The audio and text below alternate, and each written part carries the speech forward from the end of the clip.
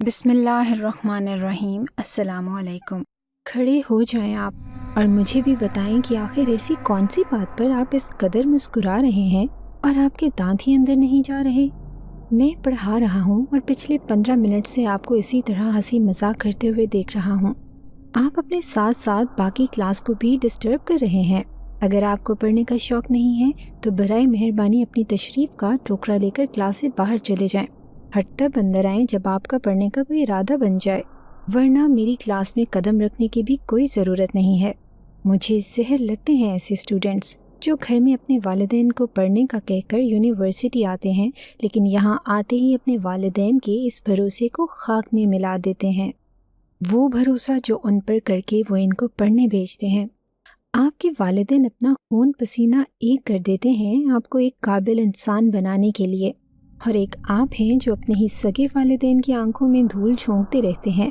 پڑھائی کو آپ نے ایک مذاق بنا کر رکھ دیا ہے، کوئی بھی اس کو سنجیدگی سے نہیں لے رہا۔ اگر پڑھنے کا شوق سرے سے ہی نہیں ہے تو گھر بیٹھیں۔ اس یونیورسٹی میں آ کر یہاں کا ماحول خراب کرنے کی کوئی ضرورت نہیں ہے۔ اب اگر آپ کو میں نے دوبارہ ایسا غیر سنجیدہ رویہ اختیار کرتے ہوئے دیکھا تو آپ کی شکایت وی سی سے کر دوں گا۔ میں نے پڑھائی کے دوران ایک لڑکے کو جس کا نام عمار تھا کھڑا کیا، جو کہ پچھلے 15 منٹ سے مسلسل کسی بات پر ہنسے جا رہا تھا اور ساتھ میں اسٹوڈنٹس کی توجہ پڑھائی سے ہٹا کر باتوں اور ہنسی مذاق کی جانب لے کر جاتا تھا۔ ایک دو بار تو میں نے اس کو گھورا تھا اور انتظار کیا کہ شاید اس پر میری کسی تنبیہ نگاہ کا کوئی اثر ہو جائے، لیکن اس کی ڈھٹائی دیکھ کر مجھے اس قدر غصہ آیا کہ اس کو میں نے کھڑا کر کے واضح الفاظ میں سمجھا دیا تھا کہ اگر میری کلاس میں بیٹھنا ہے تو خاموشی اور توجہ کے ساتھ میرا لیکچر سننا ہوگا۔ میں نے اگر کسی کو بھی یہ ہنسی مذاق اور کہے لگاتے دیکھا تو اب کی بار سخت کارروائی کی جائے گی۔ کوئی بھی تعلیم کو سنجیدہ لیتا ہی نہ تھا، جس کو محسوس کر کے مجھے بہت تپ چڑھتی تھی، اور اس مرتبہ میں نے سب کو ہی تنبیہ کر دی تھی کہ یا تو پڑھائی کرو یا پھر گھر بیٹھ کر آوارہ گردی کرو۔ ایک وقت میں بس ایک ہی کام کیا جا سکتا تھا۔ ساری کلاس کو میرے غصے میں دیے گئے لیکچر پر مانو سانپ سونگھ گیا تھا۔ ہر کوئی خاموشی کے ساتھ سنے جا رہا تھا، اور اس بات میں سر ہلا کر گویا تصدیق کی تھی کہ اب سے ایسا کوئی کام نہ ہوگا جو کہ میری کلاس میں پڑھائی سے ہٹ کر ہو۔ میرا چہرہ غصے کی وجہ سے سرخ انگارہ ہو چکا تھا۔ طیش میں آ کر میری آنکھیں بھی کچھ سرخ ہو گئی تھیں، کیونکہ اب بات حد سے بڑھ گئی تھی۔ آرام سے کی ہوئی بات کوئی سمجھنے کو تیار ہی نہ تھا۔ میں ویسے بھی ایک سخت اور کرخت قسم کا انسان ہوں۔ اپنی زندگی میں پیش ہونے والے پے در پے دردناک واقعات نے مجھے اندر سے اس قدر سخت کر دیا تھا کہ میرے اندر چٹانوں جیسی سختی آ چکی تھی۔ لوگوں کے ہنسی مذاق دیکھ کر بھی میرا دل نرم نہ پڑتا تھا، کیونکہ یہ سب میرے بس میں ہی نہ تھا۔ میں جتنی بھی کوشش کر لیتا کہ اسٹوڈنٹس کے ساتھ نرمی اور شفقت سے پیش آؤں، ہر مرتبہ ہی کسی نہ کسی اسٹوڈنٹس کی ذرا سی پڑھائی کو لے کر یا بے توجہی یا غیر سنجیدگی میرے غصے کو سوا نیزے پر پہنچا کر رکھ دیتی تھی۔ میرا نام افضل ہے اور میں 23 برس کا نوجوان ہوں۔ اپنے والدین کی اوپر نیچے ہونے والی موت اور پھر جان سے پیارے بہن بھائی کی دردناک موت نے مجھے بہت پہلے ہی سنجیدہ اور کرخت مزاج کر ڈالا تھا۔ اکیلا تو میں اسی دن ہو گیا تھا جب اپنے والدین کا سایہ سر سے اٹھتے دیکھا تھا، لیکن اپنی زندگی کو یوں اس طرح سے ویران تب ہوتے دیکھا جب اپنے لاڈلے بہن بھائی کو اپنی ہی آنکھوں کے سامنے مرتے ہوئے دیکھا تھا۔ قسمت نے مجھ سے میرے تمام قیمتی رشتے، جن کے سوا میرے پاس کوئی اور رشتہ نہ بچا تھا، وہ چھین لیے تھے۔ میں ٹوٹ کر رہ گیا تھا۔ ہر طرف سے ہی جسم میں خنجر پیوست کیے گئے تھے، اور وہ خنجر سے وار کرنے والے بھی اپنے اور سگے رشتہ دار ہی تھے، جن پر میں اور میرے والدین آنکھ بند کر کے بھروسہ کرتے تھے کہ کوئی ہمارے ساتھ کچھ بھی کیوں نہ کر لے، لیکن وہ ایسا کبھی نہ کریں گے۔ لیکن اس رات جب میں نے ان کے منہ سے وہ سارا بھیانک سچ سنا جس میں وہ اپنے گھناؤنے کاموں اور سازشوں کا اعتراف کر رہے تھے، تو میرے پیروں کے نیچے سے زمین نکل گئی تھی۔ ساتوں آسمان جیسے میرے سر پر ہی آ گرے تھے۔ میرا وجود زلزلوں کی زد میں آ گیا تھا، ہر چہرہ لٹھے کی مانند سفید پڑ گیا تھا۔ اپنے منہ پر بے ساختہ ہاتھ رکھا تھا تاکہ اپنی چیخوں کا گلا گھونٹ سکوں، جو اس قدر دل دہلا دینے والی حقیقت کو سن کر خود بخود نکلنے والی تھیں۔ میں اس وقت 18 سال کا تھا جب یہ بھیانک انکشاف اپنے ہی چچا کے منہ سے سنا، جو کہ اپنے کمرے میں اپنی بیگم یعنی کہ چچی کو وہ سب کارنامے ایک کے بعد ایک کر کے بتاتے چلے گئے جو انہوں نے 1 سال کے اندر اندر کیے تھے۔ وہ تمام قتل کے راز جو انہوں نے محض میرے ابو کے حصے کی جائیداد حاصل کرنے اور ان سے حسد میں آ کر کیے تھے۔ محض تھوڑی سی جائیداد کو بنیاد بنا کر اپنی ساری حسد، جلن اور عداوت کو انہوں نے میرے امی ابو اور بہن بھائی کی زندگی ان سے چھین لی تھی اور مجھے یتیم کر دیا تھا۔ اس زمانے کی ٹھوکریں کھانے کے لیے انہوں نے مجھے لاوارث بنا کر رکھ دیا تھا۔ ان کا ارادہ تو مجھے بھی مارنے کا تھا، لیکن شاید قدرت کو کچھ اور ہی منظور تھا اور میری زندگی باقی تھی، شاید اس لیے کہ اپنے والدین اور بہن بھائی کی پر اسرار موت کا بدلہ لے سکوں۔ یہ سچ بھی میں نے اسی رات کو دروازے کی چوکھٹ پر کھڑے ہو کر سنا تھا، جب وہ اپنی بیگم سے کہہ رہے تھے کہ جلد از جلد وہ مجھ سے بھی جان چھڑوانے کا ارادہ رکھتے ہیں اور موقع ملتے ہی مجھے بھی مار ڈالیں گے۔ اس قدر خطرناک اور بھیانک روپ تو اپنے ہی چچا کا دیکھ کر میری روح کانپ اٹھی تھی، پورا جسم لرزنے لگا تھا۔ کیا یہ وہی چچا تھے جو کہ مجھے سگے باپ سے بڑھ کر چاہتے تھے، جو میری ہر خواہش کو اپنی خواہش سمجھ کر پورا کرتے تھے اور مجھے اپنا بیٹا کہتے نہ تھکتے تھے؟ اور آج وہی انسان میری جان لینے کے اس قدر خوفناک منصوبے بنا رہا تھا، اور تو اور میرے پورے خاندان کی پر اسرار موت کے پیچھے بھی وہی تھے، اور کسی کو کانوں کان خبر تک نہ ہونے دی اور نہ ہی اپنی بیوی یا بچوں کو بھنک لگنے دی تھی۔ میں ابھی اس قدر بڑا نہ ہوا تھا کہ ایسے بھیانک جھٹکے اور سچ سننے کے بعد اپنے حواس پر قابو پا سکتا، لیکن اپنے آپ کو میں نے خود ہی بچانا تھا، ورنہ یہ لوگ تو مجھے بھی سانپ کی طرح نگل لینے والے تھے، ہر کسی کو خبر تک نہ ہوتی۔ میں نے ادھر ادھر کانپتے ہوئے دیکھا کہ کہیں کسی نے مجھے یہاں کھڑے ہوئے اور یہ سب باتیں سنتے تو نہیں دیکھا۔ میرے ہاتھ کانپ رہے تھے اور چہرہ باقاعدہ پسینے سے تر ہو گیا تھا۔ میرا کمرہ اوپر کی منزل پر تھا اور میں آخری سیڑھی پر کھڑا ساتھ ہی چچا کے کمرے کے دروازے کی اوٹ میں ہو کر وہ سب کچھ سن چکا تھا۔ میں نے ڈر اور خوف کے مارے اوپر کمرے میں بھاگنا چاہا تھا، لیکن اچانک سے پاس ہی ایک چھوٹی میز پر پڑا گلدان دھکا لگنے کی وجہ سے زمین پر گر گیا تھا اور ٹوٹ کے چکنا چور ہو گیا تھا۔ میں نے خوف کے مارے بغیر ادھر ادھر دیکھے اوپر کی جانب دوڑ لگائی۔ اندر کمرے میں چچا اور چچی نے جب باہر سے کچھ ٹوٹنے کی آواز سنی تو ایک دم سے بکھلائے ہوئے باہر چیک کرنے کے لیے آئے، لیکن وہاں پر کسی کو نہ پا کر اور ٹوٹے گلدان کو دیکھ کر وہ کچھ سمجھ گئے تھے کہ کسی نے تو ان کی بات سن لی تھی، اور ڈر کے مارے بھاگتے ہوئے یہ گلدان گر گیا تھا۔ چچا فطری طور پر کافی چلاک اور مکار تھے۔ انہوں نے لمحوں میں ہی اندازہ لگا لیا تھا کہ باہر کھڑے ہو کر ان کی باتیں سننے والا اور کوئی نہیں بلکہ میں ہی تھا۔ اب ان کے دماغ میں بہت کچھ تیزی سے چلنے لگا تھا۔ ان کو جلد از جلد مجھے ٹھکانے لگانا تھا، اور وہ ایک دن کا بھی مزید انتظار نہ کرنے والے تھے، ورنہ گڑبڑ ہو سکتی تھی اور ان کے سارے کیے کرائے پر پانی پھر سکتا تھا۔ وہ دوبارہ سے اپنے کمرے میں گئے، اپنی بیگم کے ساتھ مل کر پر اسرار منصوبے بنانے لگے۔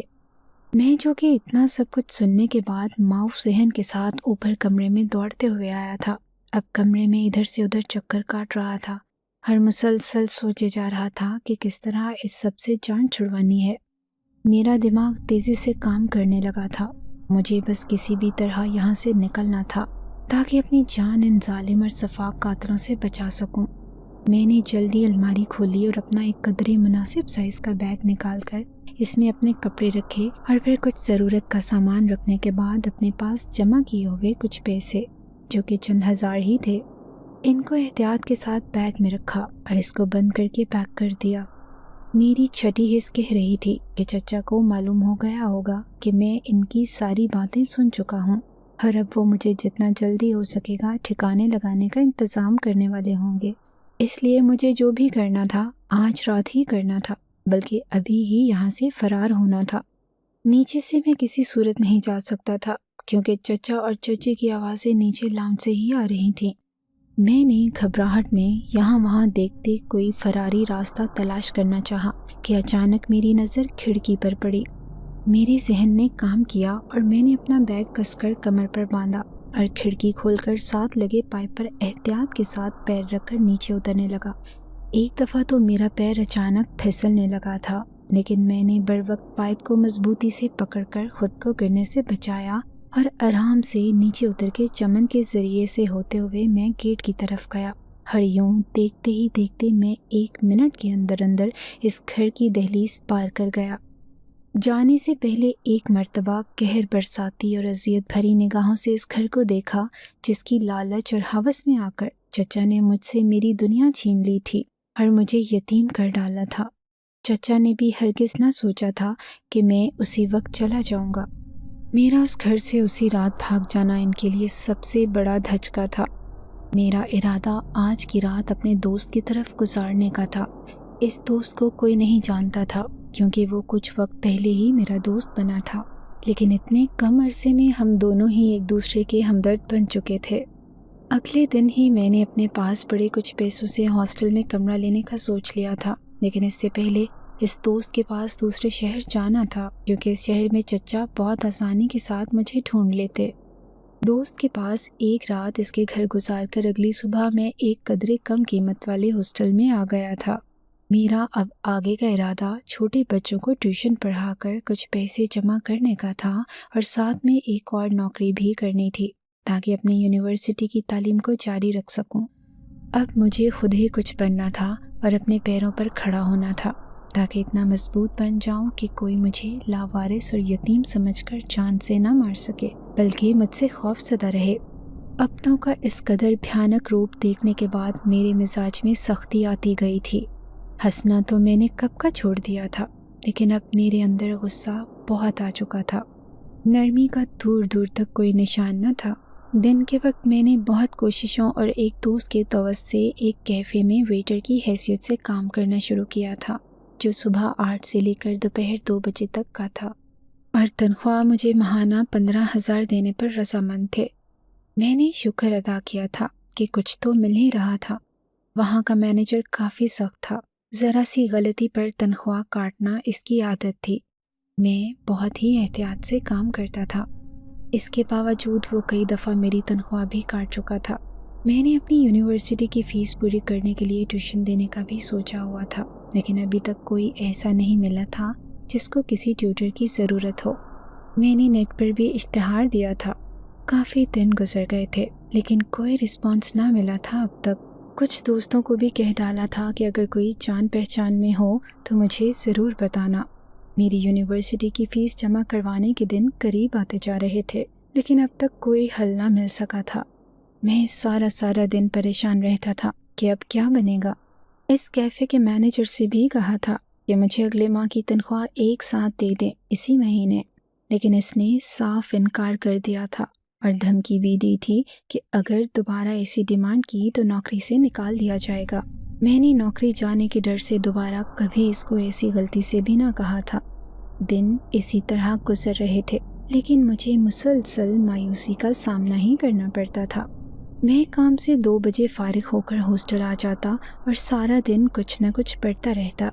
मैंने नेट पर जो इश्तिहार दिए थे वो भी रात को चेक कर लिए थे कि कहीं कोई जवाब तो मौसूल ना हुआ हो। थक हार कर रात के वक्त उदासी की वजह से बगैर कुछ खाए पिए ही सोने लेट गया था। कुछ ही देर में मेरी आंख लग गई और मैं नींद की वादियों में चला गया था।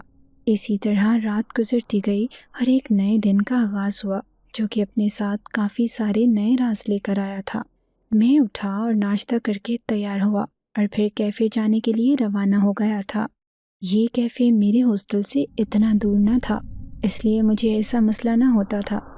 वहाँ पहुंचकर यूनिफॉर्म पहनना, जो कि वेटर के लिए मखसूस होता था, और अपनी ड्यूटी पर लग गया। इसी तरह काम में दिन गुजर गया और मेरी छुट्टी का वक्त हो गया। 2 बजे हॉस्टल आया और फ्रेश होकर कुछ देर आराम करने लेता तो अचानक से मोबाइल पर बीप की आवाज़ आई। मैंने देखा कि किसी का पैगाम आया हुआ था। फ़ौरन मोबाइल खोला तो आंखें हैरत और खुशी के एहसास से खुली की खुली रह गई थी। मैं एकदम सीधा होकर बैठा और दोबारा से वो पैगाम पढ़ा, जिसमें मेरे नेट पर दिए गए इश्तिहार पर किसी ने पैगाम दिया था कि इन लोगों को एक ट्यूटर की ज़रूरत थी जो कि इनकी बच्ची को कॉलेज का कोर्स पढ़ा सके। तनख्वाह मुनासिब दी जा रही थी और अच्छा रिजल्ट आने पर बोनस मिल सकता था। मैंने फ़ौरन से पहले इनको मस्बत जवाब दिया और कहा कि मैं ज़रूर पढ़ाने आ जाया करूँगा। पढ़ाने की टाइमिंग भी 4 बजे से लेकर 7 बजे तक की थी। मुझे ये मुनासिब लगी क्योंकि मैं फ़ारिग ही होता था। उन्होंने अपने घर का पता बताया तो वो मुझे ज़रा सा फासले पर लगा, लेकिन मेरी मजबूरी थी, इस वजह से मैंने कोई एतराज़ ना किया। अल्लाह का शुक्र अदा किया और फिर यूं ही नए अज़्म को सोचते हुए सारा दिन गुजर गया था। बीच में मेरी अपनी इस दोस्त से भी बात हुई थी जिसको मैंने ट्यूशन के लिए काम मिल गया था। बीच में मेरी अपने दोस्त से भी बात हुई थी जिसको मैंने ट्यूशन के लिए काम का कहा था। सरसरी तौर पर घर के पते का मैंने बताया ताकि इससे सही से पूछ सकूं, क्योंकि वो यहाँ इस शहर के तमाम रास्तों से वाकिफ़ था, जबकि मैं अभी नए शहर के रास्तों से इतना आदी ना हुआ था। जगह का पता चलने पर मेरा दोस्त कुछ लम्हे तो खामोश हो गया और फिर इसने तस्दीक के लिए दोबारा पूछा कि क्या वाकई वही जगह थी। मैंने नासमझी से इस बात में जवाब दिया। मैं सोच में पड़ गया कि भला जगह में क्या मसला हो सकता था। इसने मुझे कुछ हिचकिचाते हुए बताया कि इस इलाके से मुतल्लिक इसने बहुत सी ऐसी बातें सुन रखी थी जो कि काफ़ी पुरअसरार थीं। वहाँ पर किसी एक घर में कुछ अनदेखी मखलूक का बसेरा था। कुछ लोगों ने तो इनको देखा भी था। इनकी वो जादुई और तिलिस्माती कुव्वतें जिन लोगों ने अपनी आंखों से देख रखी थीं, वो इनको सोचकर ही कांप जाते थे। कुछ लोग कहते हैं कि ऐसा अक्सर नहीं है, हर किसी ने मुख्तलिफ वाक़यात सुन रखे थे। वो लोग रहते तो इंसानी रूप में ही हैं, इसी वजह से आज तक कोई इनको इनके असली रूप में ना देख सका था। बस वो दिल दहलाने वाले मनाज़र जो उन्होंने देखे थे वो इंसानी दुनिया से बिल्कुल हट कर थे। मेरे दोस्त की बताई गई बातों पर मुझे इतना ख़ास यकीन तो ना आया, क्योंकि मैं अपने हालात और ज़िंदगी में इस कदर भयानक रूप अपने सगे रिश्तों के देख चुका था कि अब मेरे पास खोने को मज़ीद कुछ ना बचा था। इसलिए मुझे खौफ महसूस ना हुआ, और दूसरा, मैं अंदर से सख्तियाँ झील झील कर काफ़ी मजबूत आसाब पा चुका था। इसलिए मैंने अपने दोस्त के बताए गए इंकशाफात को नज़रअंदाज किया और कुछ ही देर में इधर उधर की मज़ीद चंद बातें करके फ़ोन रख दिया था। रात तकरीबन हो चुकी थी और मुझे नींद भी महसूस हो रही थी। कुछ ही देर बाद मैं होश की दुनिया से नींद की वादियों में जा चुका था। अगली सुबह रोशन हुई तो मैं हस्बे मामूल उठा और अपनी तैयारी मुकम्मल करके कैफ़े गया। सारा दिन कैफ़े में काम करने के बाद हॉस्टल वापस आया ताकि कुछ देर आराम कर सकूं। 1 घंटे के लिए आराम करने के बाद मैंने कपड़े बदले और अपने साथ एक बैग में कुछ ज़रूरी सामान लेकर इस बताए गए पते की जानिब चल पड़ा। वो घर कुछ कम आबादी वाले इलाके में था, जहाँ पर ज़्यादा घर ना थे, बल्कि कुछ ही घर थे और बाकी के खाली प्लॉट्स और ज़मीनें थीं। 3 बजे हॉस्टल से निकला था क्योंकि मुझे मालूम था कि तकरीबन 1 घंटा लग ही जाना था, क्योंकि मैं पैदल ही सवार था। मैंने महसूस किया कि इस इलाके में घुसते ही हर तरफ काफ़ी सारे दरख्त और पौधे थे। इन दरख्तों पर मुख्तलिफ़ किस्मों के फल थे। इन घरों में कोई भी बाहर ना था, बल्कि हर जगह काफ़ी वीरानी सी छाई हुई थी।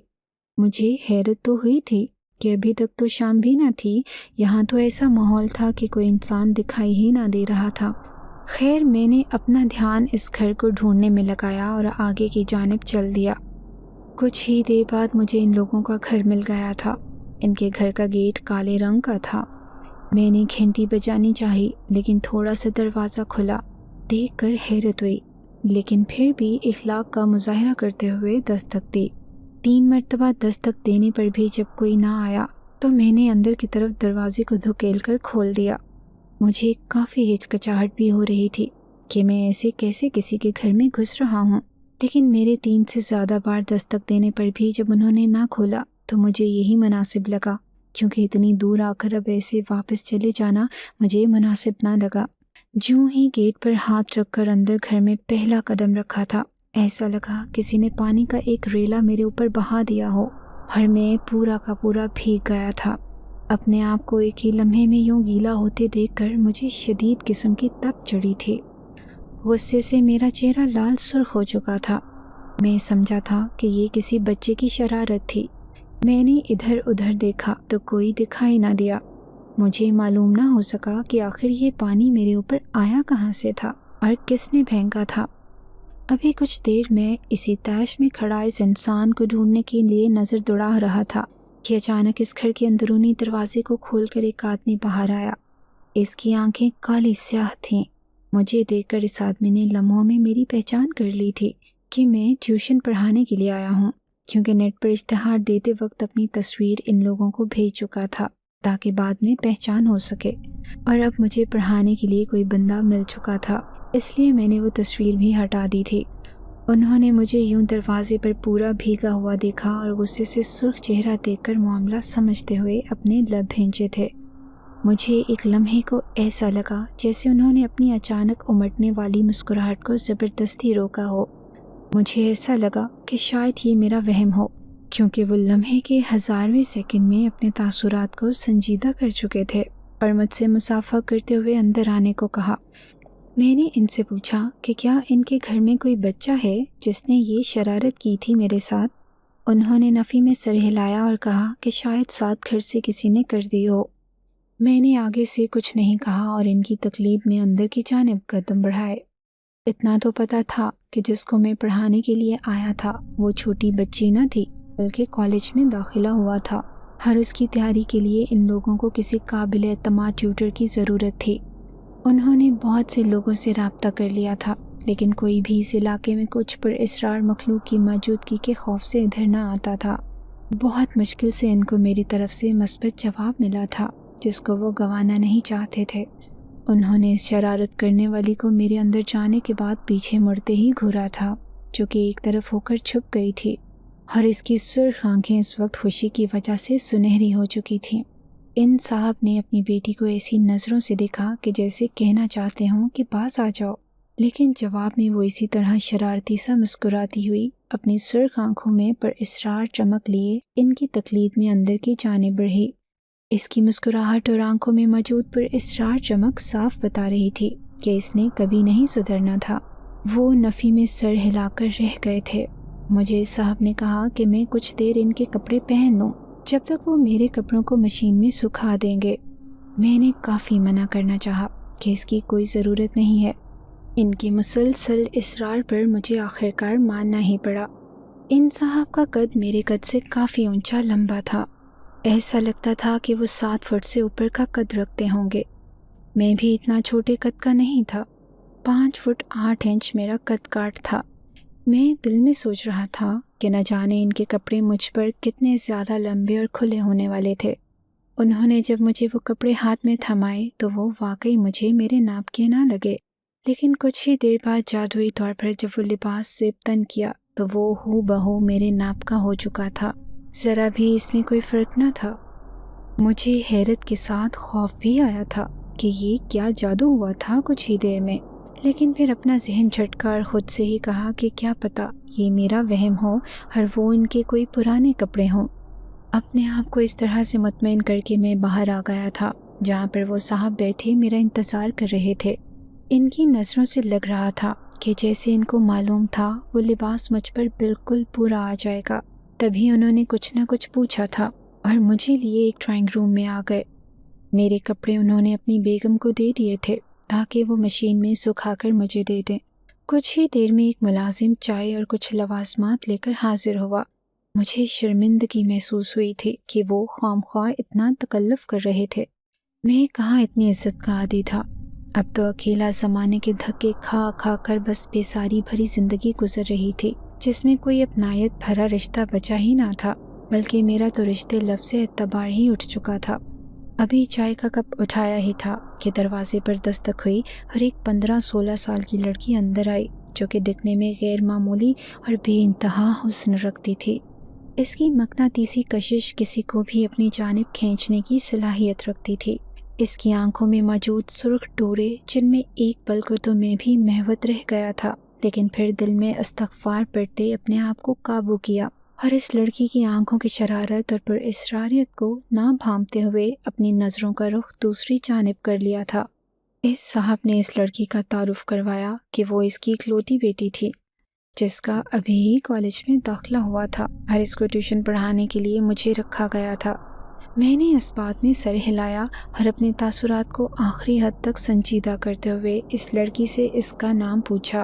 جس کے جواب میں اس نے بتایا کہ اس کا نام سارا ہے۔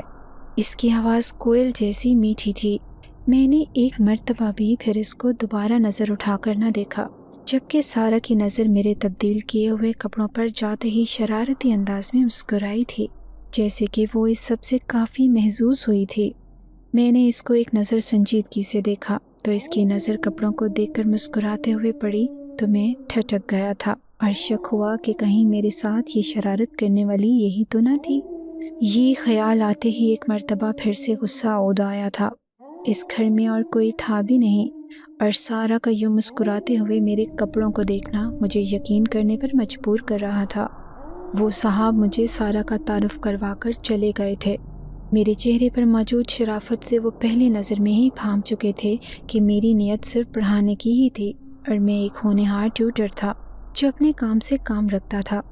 میں نے سارا کی کتابیں کھولی اور اس کو روب کے ساتھ سخت آواز میں تاکید کر دی تھی کہ اس کو پڑھائی کو سنجیدہ لے کر پڑھنا ہوگا اور کوئی شرارت بھی قابل قبول نہ ہوگی۔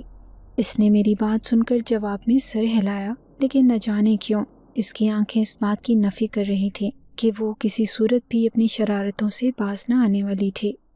میں نے نظر انداز کیا اور پڑھانا شروع کر دیا۔ وہ اب سارا کام پورے دھیان سے سمجھ رہی تھی۔ میں نے کام سمجھاتے ہوئے محسوس کیا کہ وہ کافی ذہین تھی۔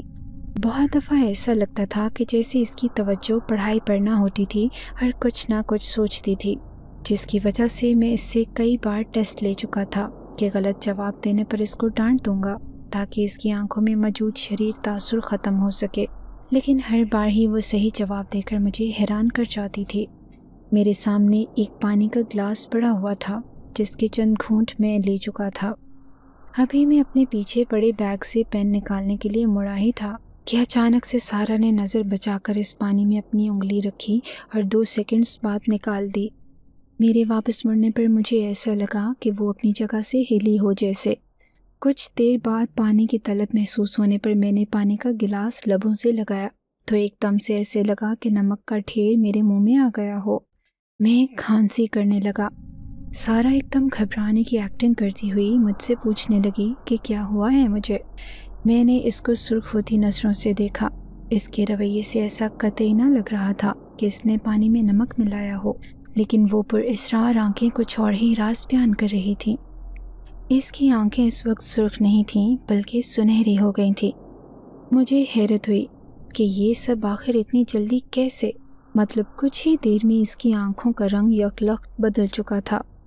جب کچھ سمجھ نہ آیا تو بالآخر وقت دیکھا گھڑی میں جو کہ 7 بجنے ہی والے تھے۔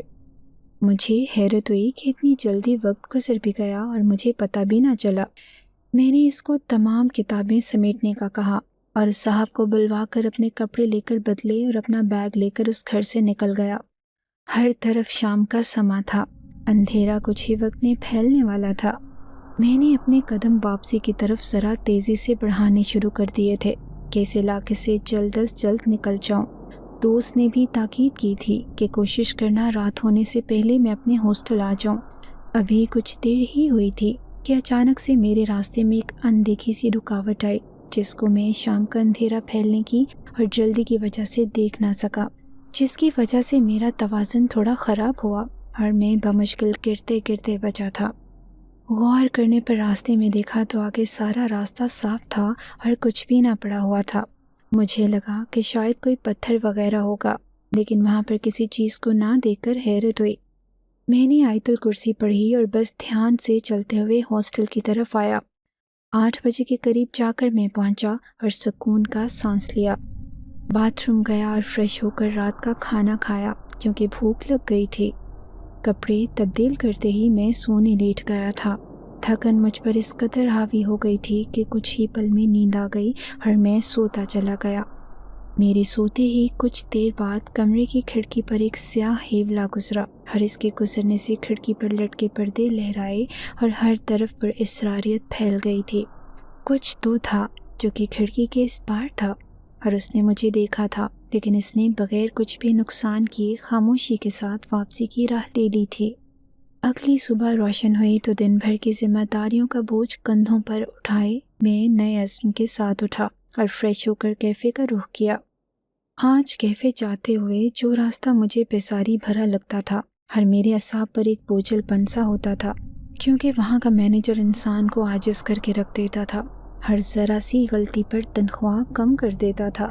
مجھے اس پر اتنا غصہ آ جاتا تھا کہ دل کرتا کہ اس کو مار مار کر بھون ڈالوں، لیکن اپنے حالات کو دیکھ کر مجبور ہو جاتا تھا اور اپنے غصے کو اپنے اندر ہی دبائے رکھتا تھا۔ حالانکہ جیسی میری غصہ اور طیش بھری کیفیت ہوتی تھی، ہر وقت میں کبھی ایسے انسان کو ایک لمحہ اپنے اوپر ایسے حکمرانی کرنے نہ دیتا تھا، لیکن اپنی پڑھائی کے لیے پیسے جمع کرنے کی خاطر مجھے یہ خواہش کھونٹ پینا پڑ رہا تھا۔ لیکن آج مجھ ذاتی طور پر موسم کچھ خوشگوار تھا اور ہلکی ہلکی ہوا چل رہی تھی۔ کچھ بادلوں نے بھی اپنا بسیرا کر رکھا تھا۔ نہ جانے آج ہوا میں ایسا کون سا جادو تھا کہ میرے اندر کے احساس میں کافی تازگی تھی۔ میں نے بے ساختہ ایک نظر اوپر آسمان کی جانب اٹھائی۔ اپنے اکیلے ہونے کا خیال شدت سے دل میں جاگا، ہر ایک ٹیس سی سینے میں اٹھی۔ آنکھیں نم ہو گئی تھیں، جن کو دور کھڑی ایک لڑکی کافی دیر سے دیکھ رہی تھی۔ میری آنکھوں میں نمی دیکھتے ہی اس کی آنکھوں میں موجود وہ شرارتی چمک غائب ہو گئی، اور اس کی آنکھوں کا رنگ جو کہ اس وقت سنہری ہوا تھا، وہ دوبارہ سے سرخ ہو گیا تھا۔ اس کی آنکھیں اسی وجہ سے چمکی تھیں کیونکہ وہ ہوا جو ہلکی ہلکی چلتی رہی تھی وہ اس کی پراسرار طاقت کی وجہ سے تھی، جس سے میرا موڈ فریش ہو گیا تھا۔ لیکن میری آنکھوں میں نمی دیکھ کر وہ بھی غیر محسوس انداز میں اداس ہو گئی تھی اور اس کو معلوم بھی نہ ہو سکا۔ میں کیفے پہنچا تو وہاں پر آج مینیجر کسی کام کی مصروفیات کی وجہ سے نہ آ سکا تھا، اس لیے آج سب ویٹر اور عملہ کافی پرسکون تھا۔ سبھی اپنا کام کافی دلجوئی سے کر رہے تھے، لیکن آج ان میں سے کسی کے چہرے پر کوئی خوف نہ تھا۔ آج میرا موڈ بھی ایک بار پھر سے کیفے جا کر اس مینیجر کو نہ پا کر کچھ بہتر ہو گیا تھا، لیکن وہ سختی اور کرختگی جو اب میری شخصیت کا خاصہ تھی وہ ہنوز برقرار تھی۔ اس لڑکی نے چپکے سے مجھے کچھ پرسکون دیکھا تو اپنی چمکتی اور شرارت بھری پراسرار آنکھوں سمیت دیکھتے ہی دیکھتے فضا میں غائب ہوتی چلی گئی۔ سب کچھ انتہائی طلسماتی طور پر ہوا تھا۔ کوئی بھی اس لڑکی کو نہ پہلے دیکھ پایا تھا اور نہ اب منظر سے غائب ہوتے وقت۔ سارا دن گزار کر میں 2 بجے ہاسٹل آ گیا تھا اور آتے ہی کچھ دیر آرام کرنے لیٹ گیا تھا۔ کچھ ہی دیر میں مجھے سارا کو پڑھانے کے لیے نکلنا تھا۔ حسب معلوم 3 بجے ہاسٹل سے نکلا اور پیدل روانہ ہو گیا تھا۔ آج پہلی گھنٹی پر دروازہ کھل گیا تھا اور وہ کھولنے والی سارا تھی جو اپنی چمکتی آنکھوں سے مجھے ہی دیکھ رہی تھی۔ میں آج اندر آتے وقت کافی محتاط ہو کر گیٹ کے اندر آیا تھا، اور میری اس طرح احتیاط کو دیکھ کر اس کو ہنسی آئی تھی کیونکہ وہ کل کی شرارت اس کو آج بھی بخوبی یاد تھی جب اس نے پانی کی ایک بالٹی میرے اوپر گرا دی تھی اور مجھے علم بھی نہ ہو سکا تھا۔ اس نے مجھے ڈرائنگ روم میں بیٹھنے کا کہا اور باہر چلی گئی۔ میں انتظار کرنے لگا کہ شاید ابھی وہ آ جائے، اس لیے دروازے پر ہی کھڑا رہا کہ ابھی وہ کتابیں لے کر آئے گی۔ کچھ ہی دیر میں وہ ٹرے لے آئی اور اس میں چائے وغیرہ کے لوازمات تھے۔ میں نے اس کو سختی سے منع کیا کہ ان سب تکلفات میں پڑھنے کی بجائے پڑھائی پر دھیان دینا چاہیے۔ مجھے یہ تھا کہ بس جلدی سے یہ پڑھائی اس کو کروا دوں اور اپنے گھر جاؤں، لیکن اس کی آنکھوں میں کوئی سنجیدگی نہ دیکھ کر مجھے مزید تب چڑھی اور میں نے اس کو غصے سے کہا کہ چلو اندر بیٹھو۔ اس نے میری پشت کو دیکھا اور ایسے دیکھا کہ اب بچو تم مجھ سے۔ میں اندر ایک کرسی پر بیٹھ گیا تھا جو کہ صاف ستھری تھی۔ اس نے وہ ٹرے لا کر سامنے میز پر رکھ دی۔ اس لڑکی کی آنکھیں مجھے اس کرسی پر بیٹھتے دیکھ کر پھر سے چمک گئی تھیں اور ہونٹوں کے کونے مسکراہٹ روکنے کے چکر میں کانپ رہے تھے اور چہرہ ہنسی ضبط کرنے کے چکر میں سرخ ہو رہا تھا۔ میں سمجھا تھا کہ وہ میری ڈانٹ کی وجہ سے سرخ چہرہ لیے کھڑی تھی اور اہانت محسوس کر رہی تھی۔ بے ساختہ مجھے اپنے بلا وجہ سخت رویے کا احساس ہوا۔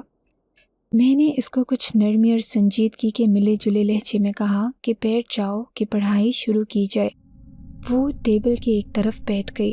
مجھے اچانک احساس ہوا کہ میں کافی دور بیٹھا ہوا تھا تو میں اٹھ کر دوسرے صوفے پر بیٹھنے لگا، لیکن اچانک ہی کھڑے ہوتے ہوئے کرسی کو بھی اپنے پیچھے جڑا ہوا دیکھ کر اور ہوا میں بلند ہوتے دیکھ کر میں حیران ہو کر پیچھے دیکھنے لگا، اور تب احساس ہوا کہ کرسی میرے ساتھ جڑی ہوئی تھی تو غصے اور شرمندگی سے چہرہ لال پیلا ہو گیا تھا، جبکہ سارا کی آنکھوں سے ہنسی روکنے کے چکر میں آنسو آ گئے تھے۔ اس کا بس نہیں چل رہا تھا کہ زور زور سے کہے لگائے۔ اچانک میری نظر سارا پر گئی تو مجھے اس کی آنکھیں شرارت سے مسکراتی ہوئی لگیں، تو ایک دم صبر کا پیمانہ لبریز ہوا اور میں نے چلا کر اس کو کہا کہ سارا، یہ کیا حرکت ہے؟ میں جانتا ہوں یہ سب تمہاری وجہ سے ہوا ہے، اور تمہارا چہرہ اس بات کا ثبوت ہے کہ یہ گھٹیا حرکت تمہاری ہی ہے۔ سارا کی آنکھیں میری اتنی بے عزتی پر دوبارہ سے سرخ ہو گئی تھیں اور ان کی چمک مان پڑ گئی تھی۔ اچانک سے ٹھک کی آواز آئی اور وہ کرسی خود بخود پر اسرار طور پر مجھ سے الگ ہو کر زمین پر جا گری۔ میں حیرت کے ساتھ اس کو دیکھنے لگا، جس کے اوپر کچھ بھی ایسا نہ لگا ہوا تھا جس سے ایسا لگتا کہ کوئی چپکانے والا مادہ لگا کر میرے ساتھ شرارت کی گئی تھی۔ تو کیا پھر وہ کسی اندیکھی طاقت کی وجہ سے میرے ساتھ جڑی تھی اور اب اسی پراسرار مخلوق کی وجہ سے الگ بھی ہو گئی تھی؟ میں نے سارا کو دیکھا جو کہ اب اپنی جگہ پر بیٹھی کتابیں کھول چکی تھی۔ میں نے ارد گرد نگاہ دوڑائی کسی احساس کے تحت کہ شاید کوئی سایہ موجود ہو جو کہ یہ سب حرکتیں کر کے مجھے تنگ کر رہا تھا، لیکن اس کا مقصد مجھے نقصان پہنچانا ہرگز نہ تھا، کیونکہ اگر ایسا ہوتا تو مجھے کوئی چوٹ ضرور لگتی، لیکن ایسا نہ تھا۔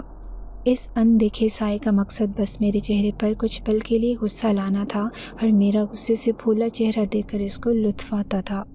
میں نے بھی سر جھٹک کر اس کو پڑھانے پر دھیان لگایا، اور کچھ ہی دیر میں وقت گزر گیا اور 7 بجنے کا وقت ہوا۔ میں جانے کے لیے کھڑا ہوا تو سارا نے کہا کہ آپ نے تو چائے بھی نہیں پی۔ میں نے دیکھا تو وہ اب تک ٹھنڈی ہو چکی تھی۔ دوپہر کا کھانا نہ کھانے کی وجہ سے مجھے بھوک کا احساس ہو رہا تھا۔ میں بیٹھ گیا تھا اور سوچا کہ اب ٹھنڈی چائے ہی پی لیتا ہوں۔ وہ چائے اس وقت کی ویسی ہی پڑی ہوئی تھی۔ میں نے ایک ہی سانس میں پینے کا سوچ کر اٹھائی اور منہ سے لگا دی۔ بڑا سا گھونٹ لیتے ہی اچانک ایسے لگا کہ میری زبان جل گئی۔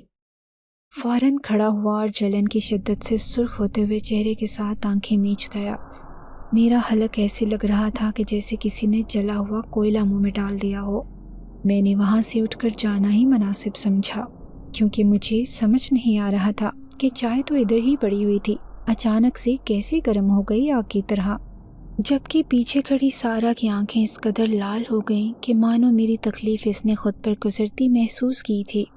اس کی آنکھیں آج پہلی مرتبہ نم دیکھی میں نے، اور اداسی دیکھ کر مجھے کچھ عجیب سا احساس ہوا تھا۔ میں نے سر جھٹک دیا اور گھر جانے کے لیے نکلا۔ گھر آ کر آرام کرنے کے لیے لیٹا تو گلے میں شدید درد ہو رہا تھا اور جلن نے الگ جان مشکل کی ہوئی تھی۔ میں اسی کیفیت میں سونے کے لیے آنکھیں موند گیا۔ کچھ دیر بعد ہی کمرے کی کھڑکی خود بخود کھلی اور اس میں سے ایک سیاہ ہیولا اندر آیا، اور دیکھتے ہی دیکھتے اس نے لڑکی کی شکل اختیار کر لی تھی۔ اس کی آنکھیں جو شرارت سے پرہوا کرتی تھیں اور چمک کر سنہری ہو جاتی تھی، اس وقت اداس تھیں۔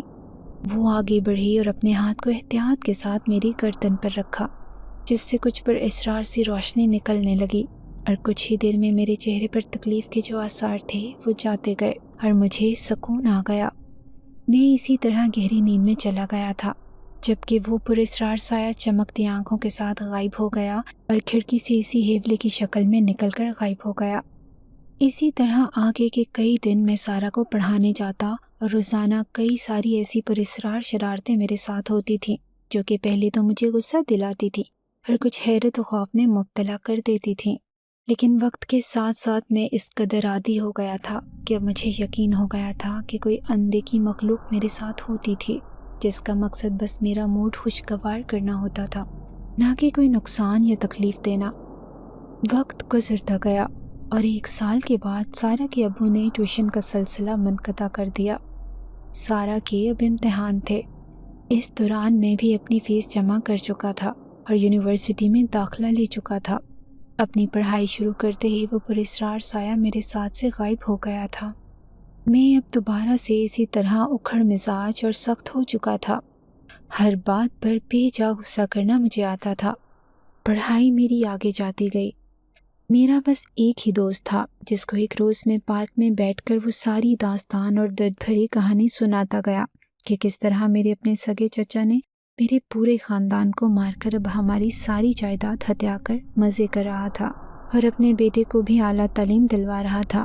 جبکہ میں اپنی یونیورسٹی کی فیس کے لیے دو نوکریاں کر رہا ہوں کہ کسی طرح تعلیم مکمل ہو اور کچھ بن جاؤں تاکہ اپنے پیروں پر کھڑا ہو کر اپنے پیاروں کے قتل کا انتقام لے سکوں، جس کے لیے مجھے سب سے پہلے کچھ ثبوت اکٹھے کرنے تھے، کیونکہ قانون ثبوت مانگتا تھا جو کہ میرا چچا بڑی صفائی سے مٹا چکا تھا۔ مجھے اندازہ بھی نہ ہوا کہ میری وہ ساری دل دہلانے والی حقیقی داستان میرے پیچھے کھڑی لڑکی سن چکی تھی، جس کی شرارتی آنکھیں اس وقت غصے کی شدت سے لال ہو گئی تھیں۔ وہ تیز تیز سانس لیتی اپنے اندر لگی آگ کو قابو کرنا چاہ رہی تھی، جو کہ مشکل تھا۔ وہ لڑکی جس نے سب کچھ سن لیا تھا وہ کوئی اور نہیں بلکہ سارہ تھی، جو کہ حقیقت میں ایک جن زادی تھی۔ اس کے والدین جنات کے ایک گروہ کے سردار اور سردارنی تھے، جو کہ یہاں موجود کچھ برے لوگوں کا خاتمہ کرنے آئے تھے۔ اور اب سارہ نے جب سے مجھے دیکھا تھا تو میرے غصے سے بھرے چہرے کی طرف مائل ہونے سے خود کو روک نہ پائی تھی اور میری جانب کھنچتی چلی گئی۔ میں جو کہ ایک اپنے آپ میں مگن رہنے والا انسان تھا، جس کو رشتوں اور اپنوں نے ہی ایسا دھوکہ دیا تھا، اب ہر ایک سے اعتبار اٹھ چکا تھا اور مزاج میں سختی بھی اسی وجہ سے آئی تھی۔ لیکن جب سے سارہ کی ان شرارتی بھری آنکھوں کو دیکھا تھا تو نہ جانے ایسی کون سی کشش تھی جو مجھے یہ احساس دلاتی تھی کہ وہ ہر وقت میرے ساتھ ہوتی ہو، ہر میرے تمام حالات سے باخبر تھی۔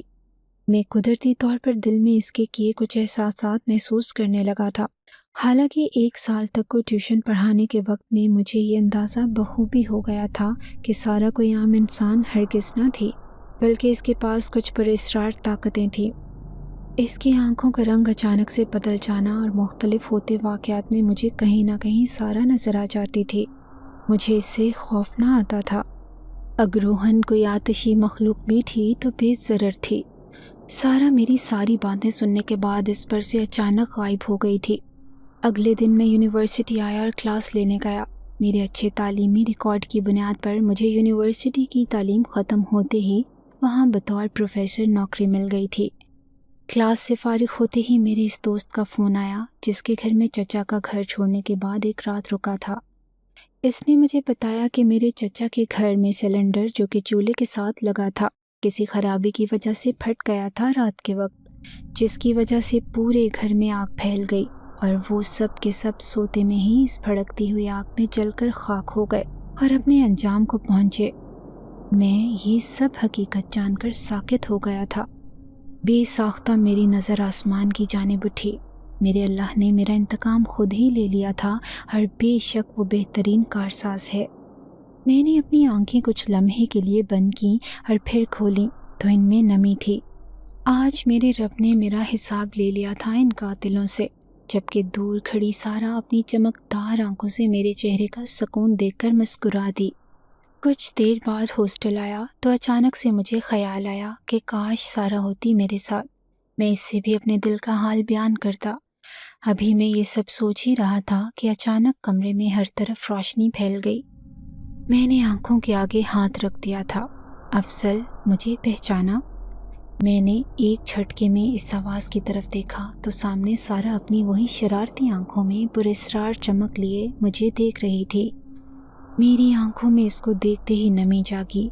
میں اس سے اپنے دل کا حال کہنا چاہتا تھا، لیکن زبان کہنے سے انکاری تھی۔